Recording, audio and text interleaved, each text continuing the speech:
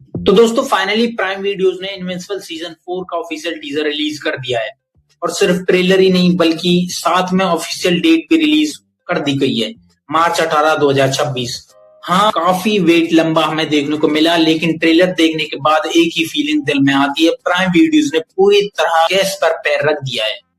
तो आज के इस वीडियो में हम डिटेल में बात करेंगे ट्रेलर के फुल ब्रेकडाउन के बारे में, नए विलेंस और हीरोज के बारे में, सीजन 3 के कौन कौन से प्लॉट पॉइंट्स कंटिन्यू होने वाले हैं, और सबसे इंपॉर्टेंट बात, सीजन 4 कितना ब्रूटल और इमोशनल होने वाला है। इसलिए वीडियो को एंड तक जरूर देखना, क्योंकि यहाँ सिर्फ पंचेस नहीं, फीलिंग भी टूटने वाली है। तो सबसे पहले थोड़ा कॉन्टेक्स्ट के बारे में समझ लेते हैं, क्योंकि वो भी ज्यादा जरूरी है। ये ट्रेलर रिलीज हुआ बिल्कुल एक दिन बाद, जब हमें सीजन 4 के फर्स्ट लुक इमेजेस मिले थे। उन इमेजेस के थ्रू प्राइम वीडियोस ने 3 नए विलेंस ऑफिशियली रिवील किए थे, जिसमें पहला था ग्रैंड रीजेंट थ्रेग, जिसके लिए मैं काफी ज्यादा एक्साइटेड हूँ, एंड सेकंड थे यूनिवर्सा, एंड तीसरा था डायनासोरस।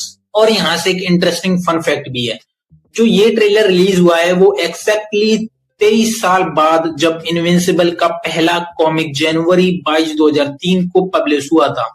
मतलब प्राइम वीडियोस ने फैंस को सिर्फ एक ट्रेलर नहीं दिया, बल्कि नॉस्टैल्जिया के साथ साथ सेलिब्रेशन भी दी है। बात करें ट्रेलर की कुछ सेकंड्स में एक चीज बिल्कुल क्लियर हो जाती है, इनविंसिबल का जो वायलेंस लेवल है वो कम होने वाला बिल्कुल भी नहीं है। ब्लड, ब्रोकन बोन्स और ब्रूटल कॉम्बैट सब कुछ वापस आ रहा है, लेकिन इस बार फिजिकल वायलेंस नहीं होगा, बल्कि इमोशनल डैमेज भी डबल होने वाला है। तो ट्रेलर का जो टोन है वो क्लियरली एक सिग्नल हमें दे रहा है कि सीजन 4 सिर्फ शॉकिंग नहीं होगा, बल्कि इमोशनली ड्रेनिंग भी होगा। सीधे शब्दों में अगर बात करें तो ये सीजन सिर्फ हर्ट ही नहीं करेगा, ये एग्जॉस्ट कर देगा।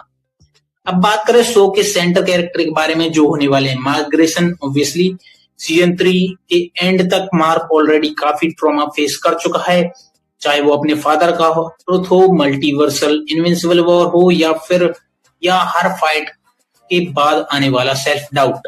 मार्क के दिमाग में एक ही सवाल बार बार घूमता है, क्या मैं सही तरह का हीरो बन रहा हूँ?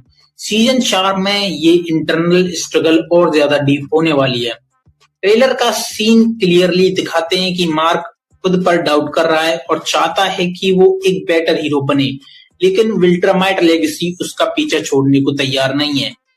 ये स्ट्रगल बेस्ट डिस्क्राइब होता है एज स्पाइडरमैन का गिल्ट लेवल और सुपरमैन लेवल डिस्ट्रक्शन। यानी सुपरमैन और स्पाइडरमैन दोनों को मिक्स कर दो, सुपरमैन की ताकत यानी उसके जैसा डिस्ट्रक्शन और स्पाइडरमैन लेवल का गिल्ट, तब जाके बनेगा मार्क ग्रेसन यानी अपने इनविंसिबल। तो बात करते हैं एटम ईव के बारे में, जो सिर्फ एक साइड कैरेक्टर नहीं है, बल्कि पूरे शो का इमोशनल बैकबोन है। ट्रेलर ये कंफर्म करता है कि ईव अभी भी अपने पावर्स को प्रॉपरली एक्सेस नहीं कर पा रही है और उसका मेंटल और इमोशनल स्टेट काफी अनस्टेबल है। कॉमिक रीडर्स जानते होंगे कि ईव का ये स्ट्रगल सिर्फ पावर्स का इशू नहीं है, एक आइडेंटिटी क्राइसिस और सेल्फ वर्थ का बैटल है। नॉन कॉमिक्स फैंस के लिए सिंपल एक्सप्लेनेशन ये है कि ईव बाहर चल रही वॉर का हिस्सा है, लेकिन उससे ज्यादा डेंजरस वॉर वो अपने अंदर लड़ रही है। सीजन 4 के विलेंस इस बार नेक्स्ट लेवल होने वाले हैं। ग्रैंड रीजेंट थ्रेग इस सीजन में मेन एंटेगोनिस्ट होने वाले हैं। ये सिर्फ पावरफुल नहीं है, बल्कि पूरे विल्ट्रम एम्पायर का सबसे डेंजरस वॉरियर माना जाता है। थ्रेग बहुत ही ज्यादा ब्रूटल है, हाईली स्ट्रेटेजिक भी है और इमोशंस को वीकनेस मानता है। तो भैया अगर इसके सामने जाओ तो ये सोच समझ के जाना, इससे लड़ने के बाद मैं वापस नहीं आने वाला। अगर ओमनिवेन डेंजरस था तो थ्रेग जो होने वाला है वो उसका अपग्रेडेड नाइटमेयर वर्जन होने वाला है, जिसके लिए मैं काफी ज्यादा एक्साइटेड हूँ। एंड ऑब्वियसली थ्रेग और इनविंसिबल की फाइट तो मैं देखना ही चाहूंगा बिल्कुल। एंड बात करें यूनिवर्सा की, जो एक कॉस्मिक लेवल थ्रेट है, ट्रेलर में उसकी स्क्रीन प्रेजेंस काफी ज्यादा लिमिटेड है, लेकिन उतने में ही वो अपना इम्पैक्ट काफी ज्यादा हैवी हमें दिखा जाती है। उसका रोल अर्थ लेवल कॉन्फ्लिक्ट को छोटा दिखा सकता है। एंड बात करें डायनासोरस की, जो कि फनी लग सकता है, लेकिन कैरेक्टर जो है वो बिल्कुल भी फनी नहीं है। ये विलेन इंटेलिजेंस और डिस्ट्रक्शन का डेंजरस कॉम्बो है, जो लॉजिकली इवन जीनोसाइड को जस्टिफाई करता है। इसका लॉजिक इतना स्ट्रांग है कि ऑडियंस खुद डाउट करने लग जाएंगी। सीजन 4 में जो कुछ इंपॉर्टेंट हीरोज का रोल भी एक्सपेंड होने वाला है, यानी कि कुछ जो नए हीरोज थे वो भी हमें दिखाए गए हैं। बात करें पहले हीरो के बारे में जो था टेक जैकेट, जिसे हमने पहले सीजन 3 के इनविंसिबल वॉर एपिसोड में देख ही चुके हैं। इस बार उसका काफी ज्यादा इंपॉर्टेंट रोल प्ले करेगा। जैक थॉम्पसन सिर्फ एक फाइटर नहीं होगा बल्कि फ्यूचर बैटल्स का की प्लेयर बनने वाला है।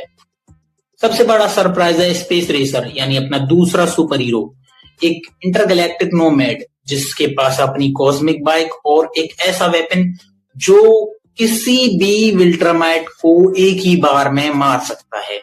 तो थ्रेग के लिए हो सकता है स्पेस रेसर एक सीरियस प्रॉब्लम बन सकता है। अगर ऐसा हुआ तो काफी सारी चीजें हमें देखने को मिलेंगी।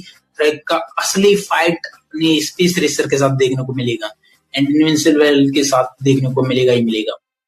एंड सीजन 4 सिर्फ एक नॉर्मल सीजन फील नहीं होता, ये एक फुल स्केल वॉर आर्क लगता है जहां विल्ट्रम एम्पायर के अगेंस्ट ऑलमोस्ट हर कोई खड़ा है। तो हीरोज अपनी लिमिट तक पुश करेंगे, बैटल्स मल्टीपल एपिसोड तक चलेंगी और स्टेक्स पहले से ज्यादा हाई होने वाले हैं। तो प्राइम वीडियोस ने क्लियरली एक end game level story telling build कर दी है। बस जो है काफी ज्यादा डार्क है, ज्यादा ब्रूटल है और एनिमेटेड फॉर्म में हमें दिखने वाली है। एंड ओवरऑल अगर बात करें इनविंसिबल सीजन 4 काफी बड़ा है, डार्कर है, ज्यादा इमोशनल और ज्यादा ब्रूटल होने वाला है। ये सीजन सिर्फ फाइट्स के लिए याद नहीं रखा जाएगा बल्कि कैरेक्टर ब्रेकडाउन और इमोशनल डैमेज के लिए भी याद रखा जाएगा, जो कि 18 मार्च 2026 को अपने कैलेंडर को मार्क कर लेना। और याद रखना, इनविंसिबल का मतलब ये नहीं होता कि तुम टूट नहीं सकते, इसका मतलब होता है कि तुम टूट के भी लड़ते हो। और अगर वीडियो पसंद आई हो तो लाइक कर देना, शेयर और सब्सक्राइब करना मत भूलना और कमेंट में बताना कि तुम किसके साइड हो, टीम मार्क के या टीम विल्ट्रम एम्पायर के। ऐसे ही वीडियोस के लिए फॉलो कर लेना द हैवी शो। मिलते हैं अगली वीडियो में।